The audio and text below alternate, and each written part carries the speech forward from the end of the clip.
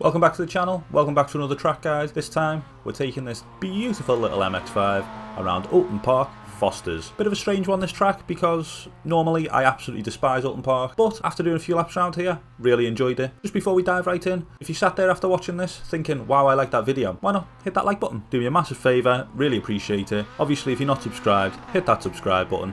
Any comments, any thoughts, leave them in the comments down below. Let's do this. So coming across the start finish line, we're going to be shifting into fourth gear, and then we're looking to spot our braking point for turn number 1. The good old faithful signs on our left hand side, the only real braking marker we have. When these begin, that's when we brake, and we brake hard initially down to third gear and then bleed off the brakes as we turn in. Our goal is to get the car nice and settled and pointed towards the curb on the inside. We want to straddle the curb, and we also want to be on the power by the time we get there. As you can see, if you look at the throttle and brake trace in the bottom left, a firm stab on the brakes followed by some bleeding off, and then we're already back on the power fully before we get to the curb. As always on this first turn, be careful on exit as the grass comes at you quickly, and Oulton Park loves to give you a 1x. Once you've survived turn 1 up to fourth gear, and then we're heading down the hill into turn number 2. As we get to the crest, this is my signal to turn in. We're just going to dive through this turn as quickly as possible, as there's no long straight after it. You're just thrown into a very hard braking point, so your exit speed doesn't matter. We're just going to turn in and lift off the throttle a little bit to give the car a bit more grip and really attack the curb on the inside of this left-hander. As you can see, immediately after this turn, we're braking hard down to second gear. We're trying to get our car pointed to the curb on the left-hand side of the track. And as we get close to that curb, we're going to start turning in and really trying to attack this curb on the inside. The goal here is to straddle the curb completely. This should keep your car nice and settled, and once again, get on the power nice and early. Then we're up to third gear, and we're heading into Knickerbrook, which is completely flat out in this layout. So up to fourth gear, and now we're up the hill, heading towards Water Tower. Another flat out left here, nice and simple. The goal is to just keep it nice and tight to set up for the next turn.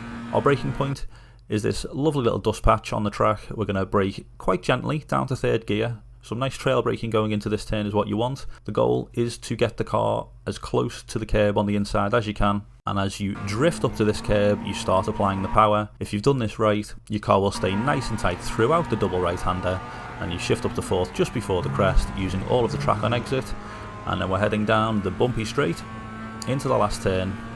Braking point for the last turn is once again the dirt on the track. You brake hard, and you're going to brake all the way down to second gear. Another top tip I've got is as your car goes past the dirt on the track, that's when you start turning in. And again, the goal, get as close to that curb as possible, and then stomp on that throttle, shift up to third gear as we go over the crest. Be ready to catch the car, as there will be some understeer as your car goes light over the crest. But then once you're done, it's just a nice and simple straight shot up to fourth gear across the line in a time of 107.774. Here comes the uninterrupted lap. Thanks very much for watching. See you in a bit. 1 minute 7.917.